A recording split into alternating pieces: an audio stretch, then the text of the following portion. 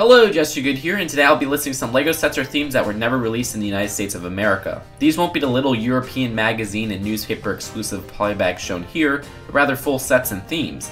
These picks are not in any particular order, they are just the most interesting that fit the criteria. All music tracks will be listed in the bottom right hand corner as they play, and without further ado, let's get into this.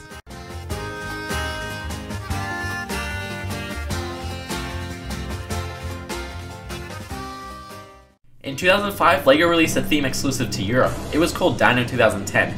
You may be like, wait, I own some of those sets just too good and I live in the United States.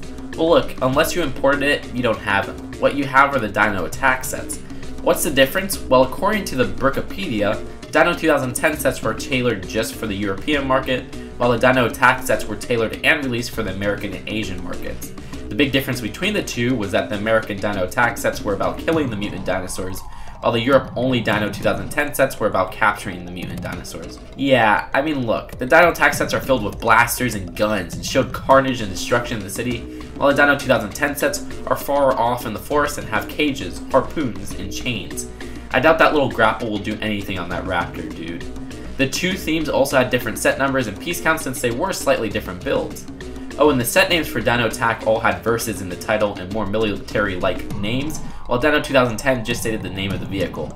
The Dino theme that followed it in 2012 was a mix of both and was released worldwide. Sure, they had guns, I mean knockout serum shooters, but they also had cages.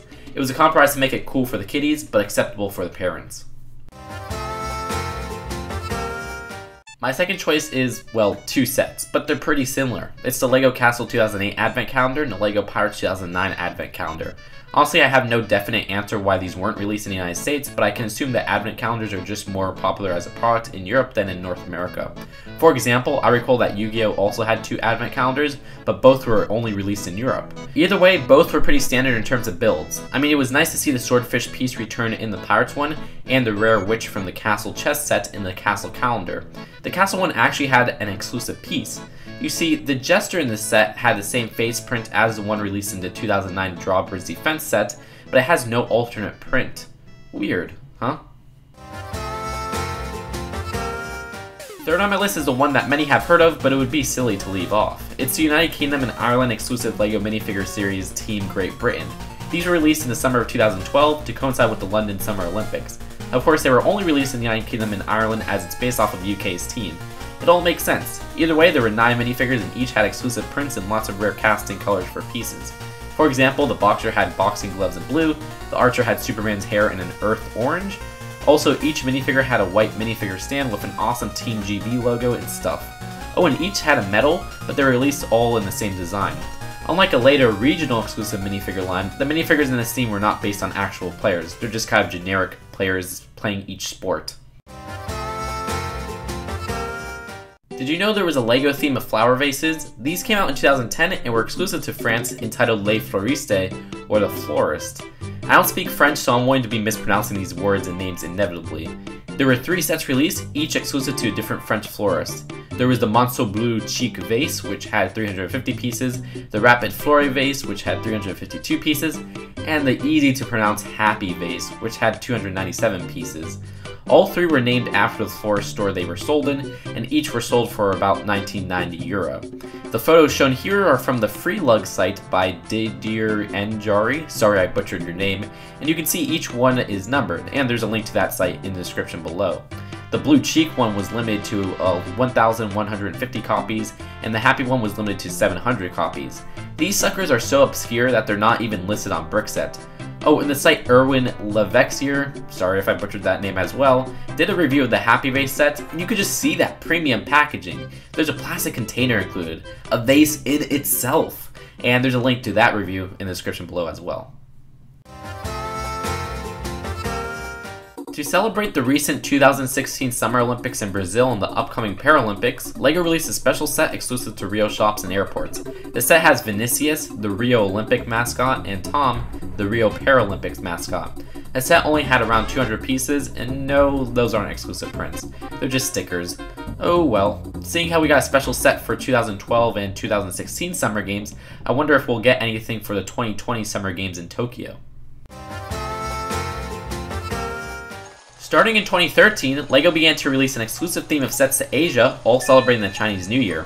2013 had the Year of the Snake set, which was a reskin of the LEGO Creator Set 6914, Prehistoric Hunter, but an exclusive gate build with some exclusive prints was included. Skipping 2014, LEGO released the Year of the Sheep set in 2015, and the Year of the Monkey set in 2016. Both were completely original sets. While the Year of the Snake set had the best packaging, the latter ones were much cheaper and had packets. A tradition in the Chinese New Year is to give away money to loved ones in envelopes like these, so it was a nice inclusion. The reason these sets were never released in the United States is pretty evident. I mean, the Chinese New Year is clearly more celebrated in Asia than the United States. If you thought the LEGO Vases was crazy, did you know about the LEGO paper line? Yeah, LEGO released a papercraft line in cooperation with Muji, a Japanese retail chain. The theme, just called LEGO Mooji, has 16 documented sets on Brickset and was only released in Japanese stores. However, some sets apparently had a very short and limited release on the Muji.us website, so in a way, the whole theme doesn't qualify for the list. That doesn't really matter. There was a whole variety of sets actually, released from 2009 to 2011. Some include the Sea Scene, which has 91 pieces, and a basic starter set with 64 pieces. Look, these were pretty basic paper crafts in which LEGO bricks added just a bit of flair to them. Paper crafts are definitely something more popular in Japan than the United States, so it makes sense why these never hit store shelves here. And there's literally a set called Paper and Hole Puncher that Brickset lists under the line. That's, weird. In 1980, LEGO released a set capturing the design of an English town square with some nice castle flair. Dang, that rhymes. It was a town square castle scene set, 1592. This set was a United Kingdom's exclusive and a counterpart to the United States exclusive 1980 Main Street set, 6390, which captured an American town square. Look, there's even a fish and chip stand. That is British as heck. Interestingly enough, the town square castle scene set was re-released in the Netherlands in 1983 under the same number, but this time it had Dutch flags in writing. In celebration of the 2016 UEFA European Championship, which was a large football event that took place in June and July of this year, LEGO released an exclusive minifigure series based on Team DFB, or the official team for the German Football Association. Kids, you see, us Americans call football soccer. I apologize for any confusion there. Anyways, this series, despite being based on a team for Germany, was released on LEGO Shop at Home in places like the United Kingdom and France, but not in the United States. Of course, this is in addition to the release all across German stores.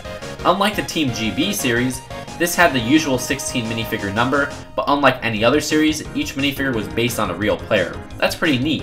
While they skipped over many players in the team, there was still a good variety of players from all backgrounds, and the coach and goalie of the team were also included. These were only available for a short time, and Brickset did an article claiming that the series was retired as early as June 6, 2016, which was only a couple weeks after its release.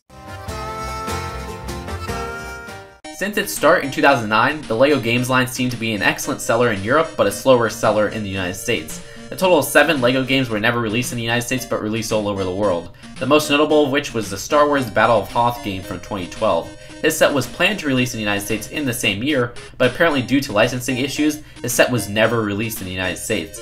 It seems as if LEGO didn't have the legal ability to sell Star Wars board games in America. There's also the Batman game and the Lord of the Rings game, which also may not have been released due to licensing issue, but nothing has been confirmed for those too.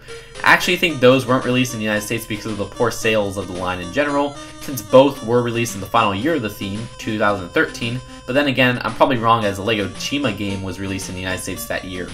There's also the Lunar Command from 2009, UFO Attack from 2010, which were both released in the early years of the theme, so I don't know why they weren't released in the United States. Then there was Kakariko and Mini Taurus, which were both from 2012 that never made it to the States. These game sets were all released across Europe as far as I could tell. But that is it for the list. I hope you all learned something today. If you have any interesting ones that I did not put on the list, leave them in the comment section below. I'll see you guys later. Peace out. Bye.